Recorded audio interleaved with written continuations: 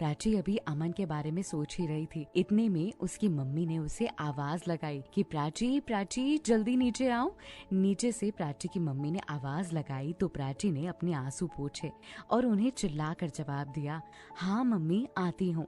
और फिर अपने बाल संवारने लगी। मधु प्राची को ये बात बताकर चली तो गई थी, लेकिन अब उसे इस बात की ग्लानि हो रही थी कि उसने प्राची को ये बात बताकर फालतू में उसे टेंशन दे दी है। उसे ये बात प्राची को बतानी ही नहीं चाहिए थी। प्राची पर क्या बीत रही होगी। अभी तो उसके लिए खुशियों से भरा हुआ दिन है और ऐसे में उसने अमन की शादी वाली बात जो सुन ली, खामखा दुखी ना हो जाए वो। मधु इन सारी बातों में खोई हुई थी। तभी निखिल ने वहाँ आकर पीछे से उसके कंधे पर हाथ रखा और कहा, कहाँ खोई हो तुम?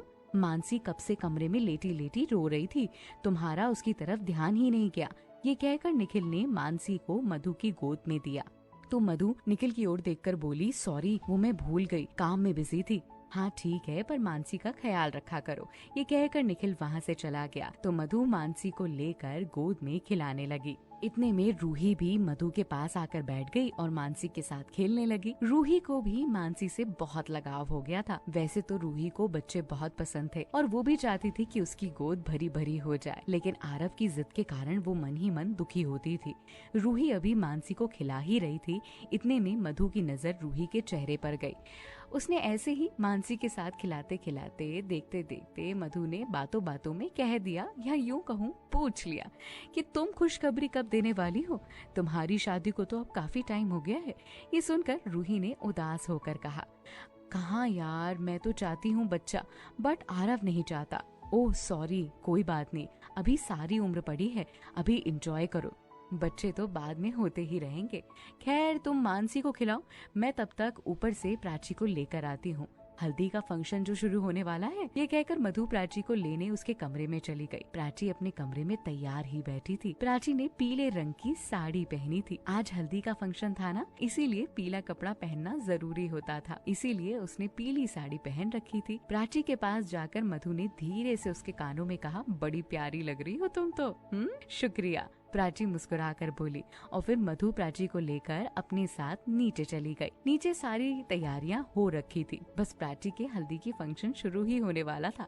उधर ही साथ में घर के बगल वाले फार्म हाउस में युग की फैमिली ने उसे किराए पे ले रखा था। वहाँ उनके यहाँ शादी के फंक्शन चल रहे थे।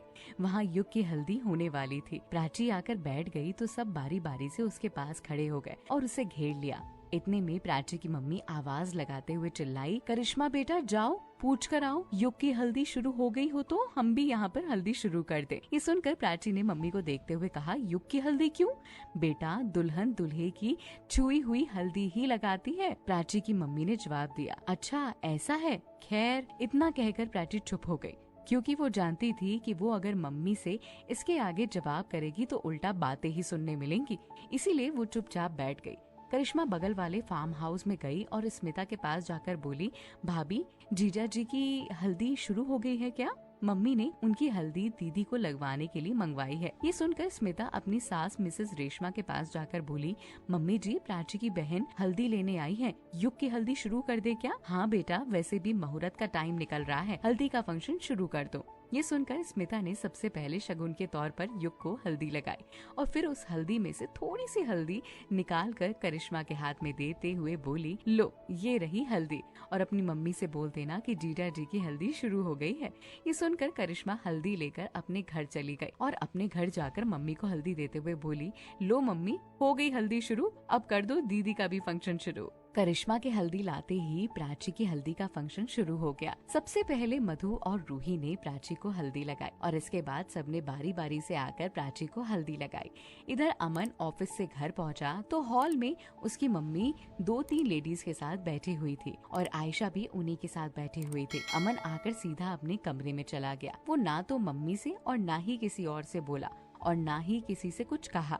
वो सीधा अपने कमरे में पहुंचा तो झट से उसकी चाची उसे बुलाने आ गई। अमन बेटा नीचे चलो, सब तुम्हारा इंतजार कर रहे हैं। ये सुनकर अमन ऐंठ कर चाची को घूरते हुए बोला, मेरा क्यों इंतजार कर रहे हैं? हाँ क्यों कर रहे हैं मेरा इंतजार?